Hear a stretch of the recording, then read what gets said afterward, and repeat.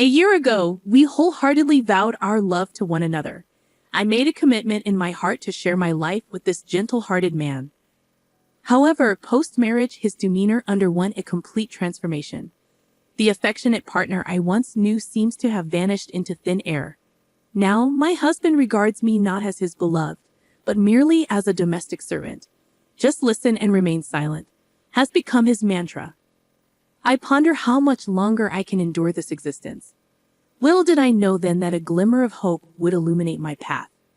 My name is Michelle Jenkins, age 28. By day, I serve as a secretary in my father's company, while shouldering the responsibilities of a homemaker. My father, having inherited the business from my grandfather 2 years prior, has always kept me at arm's length from suitors who are often attracted by wealth. I had grown weary of pretentious suitors and had stopped divulging my family background. Then I crossed paths with David. He was different, devoid of vices like gambling or smoking, and moderate in his drinking habits. He professed his love for me openly, filling me with hopes of a blissful future together. Despite my reservations, I chose to keep my lineage a secret, succumbing to my father's protective instincts. He feared I would be ensnared by yet another fortune seeker. Reluctantly, I agreed to reveal the truth after a year, as per my father's counsel. Thus, David and I exchanged vows under the shadow of my concealed identity. Yet, a year into our marriage, I still conceal the truth from him. For David is no longer the tender soul I fell in love with. His demeanor turned frigid and distant, his once endearing traits replaced by unrelenting criticism. Every aspect of my existence seemed subject to his disparagement, be it the meals I prepared or the household chores I diligently attended to. His demands grew increasingly unreasonable, his temper more volatile. The affectionate gazes were replaced by menacing glares. My attempts to reason were met with outbursts of rage. The joy I had envisioned in our union has been replaced by a suffocating atmosphere of tyranny. As I reflect upon our tumultuous journey, I am left questioning how much longer I can endure this oppressive existence. I found myself detained at work, and it was well past 7 p.m. by the time I finally arrived home. Upon announcing my arrival, I was met with a barrage of accusations. "You're late? What time do you call this?" he bellowed. I attempted to explain, "I'm sorry, work just became overwhelming. I'll start dinner right away." But my words were met with scorn. "A mere secretary like you doesn't have enough work to justify staying late," he retorted dismissively. Despite my protests that I was handling additional accounting tasks, his tirade continued. "Don't talk back to me. It's unthinkable for a woman to return home later than her husband. Next time, if you're later than me, you're quitting your job." Cowed by David's threats, I remained silent, suppressing any impulse to stand up for myself. Looking back, I questioned whether I should have mustered the courage to leave him sooner. But the weight of parental expectations loomed large in my mind. I had married in secrecy, unwilling to disappoint my parents, and so I bore the burden of my marital woes alone. Then, one day during a break at work, my father summoned me to the reception room. Accustomed to assisting him as his secretary, I entered to find him waiting, wearing a contented smile. "What's up?" I inquired, puzzled by his expression. "It's been a year since you married David, hasn't it?" "I believe it's time to honor our agreement and reveal the truth to him," my father remarked gently. Struggling to mask my inner turmoil, I admitted, "Yes, we did make that promise. But things are a bit complicated right now." Concern etched across my father's face. He reached out to reassure me. "Did you and David have a disagreement? Newlyweds often face challenges, but your mother and I weathered our fair share of storms too. And look at us now, still happily together." "I'm sure you'll be okay, Michelle," my father reassured me, his voice tinged with concern. "It's not exactly a fight. Don't worry, everything will be all right. I mean, every couple has their share of arguments, right?" "Well, I suppose you're right," I conceded, trying to downplay the situation. "Anything else bothering you?" he inquired gently. "No, nothing really. I'm okay. But I guess I want to wait for things to settle down a bit before I talk to him," I replied hesitantly. "Don't let it get you down too much." "A little marital spat is pretty common," my father offered, evidently believing our discord to be minor. Unwilling to burden my parents with the truth about my strained relationship with David, I had kept them in the dark until now. Consequently, my father seemed to think everything was going well between us. "Well, you better make up with David soon," he advised before leaving the room, leaving me alone with my swirling emotions. I wrestled with the dilemma of how to navigate my increasingly troubled marriage without alarming my parents. Yet I knew I couldn't keep the facade up forever. That evening, I resolved to confront David. As he returned home and I finished preparing dinner, I broached the delicate subject. "David, there's something I want to talk about." I began tentatively. "Huh? I'm tired, you know," he grumbled, clearly disinterested. "It's important. Look, we're married, right? I want our relationship to be equal and for us to enjoy our lives together every day," I persisted. "Equal? What are you talking about?" "There's no way you and I are equal," he retorted dismissively, seizing my hair and pulling it harshly. "Ouch!"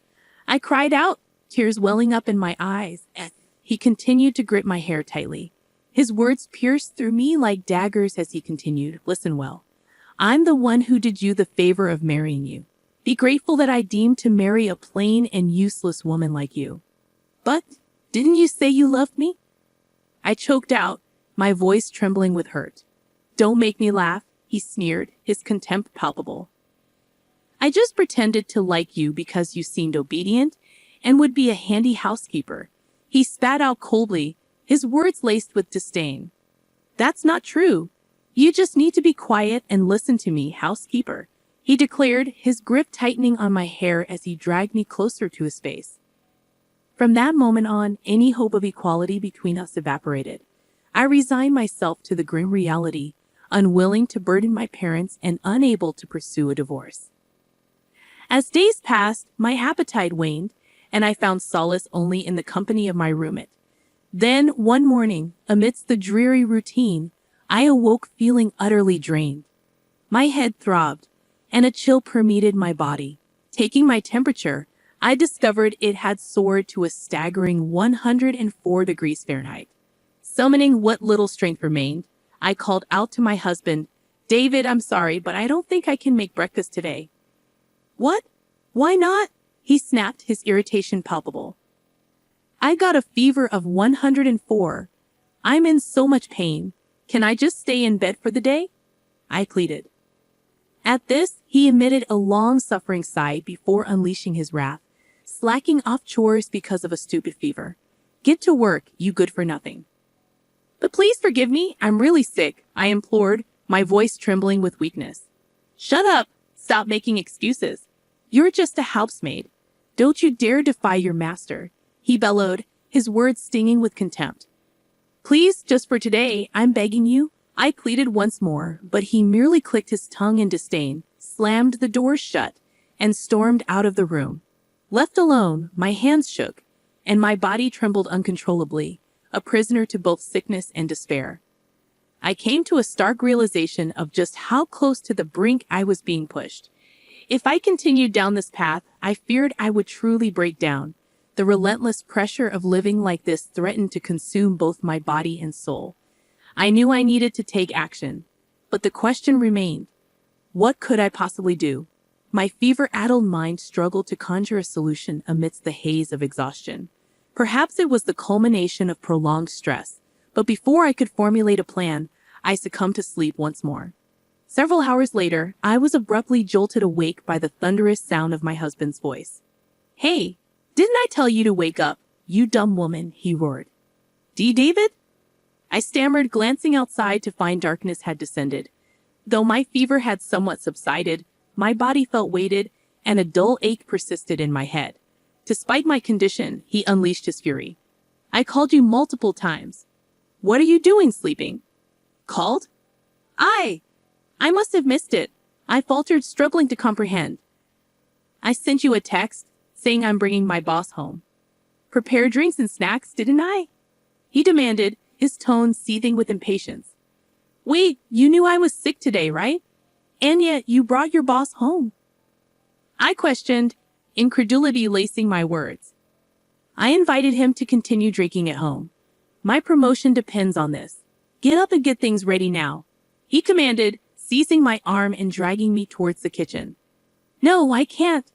I'm still in my pajamas, and I'm not feeling well at all. I protested weakly, futilely resisting his forceful grip. Shut up, just get out here now, he barked, leaving me little choice but to comply. With a heavy heart and aching body, I trudged into the kitchen, where I was met with the daunting task of entertaining his boss. As he hurriedly greeted his guest, I couldn't help but overhear their conversation from the entrance. Are you sure this is okay this late? I'm sure your wife wouldn't appreciate. His boss's voice trailed off, echoing my unspoken concerns. I don't have a wife, just a housemaid, my husband declared casually, dismissing my presence entirely. Housemaid? Sort of like a main wife, you could say. But please don't mind, he added, ushering his boss into the living room. Caught off guard, I stood there in my pajamas, devoid of any makeup, feeling a flush of embarrassment wash over me. Nice to meet you, I managed to mumble, bowing my head in apology. My husband is always telling me about you. I apologize for my appearance. I'm the section chief, Mr. Smith. I'm sorry for intruding so suddenly. Please, don't mind me. I'll prepare something right away, Mr. Smith responded courteously. As I retreated to the kitchen, concealing my face, my husband's harsh voice pierced through the air. Hey, get a move on and make something. You're absolutely useless, he scolded. I'm sorry, just wait a little bit longer, I replied meekly, attempting to quell his ire. Instead of opening your mouth, move your hands. Despite Mr. Smith's presence, my husband continued his disparaging remarks. You're really useless, he muttered under his breath, each word like a dagger to my already wounded pride. In the brief moment my husband excused himself to the bathroom, Mr. Smith leaned in to address me. Excuse me, he began tentatively. Startled, I turned to face him, my heart racing with apprehension. Yes, is there something you need? I asked, trying to maintain composure despite my inner turmoil. You're the daughter of CEO Allen, aren't you? He inquired, catching me off guard. How did you? I trailed off, my mind racing to comprehend his revelation.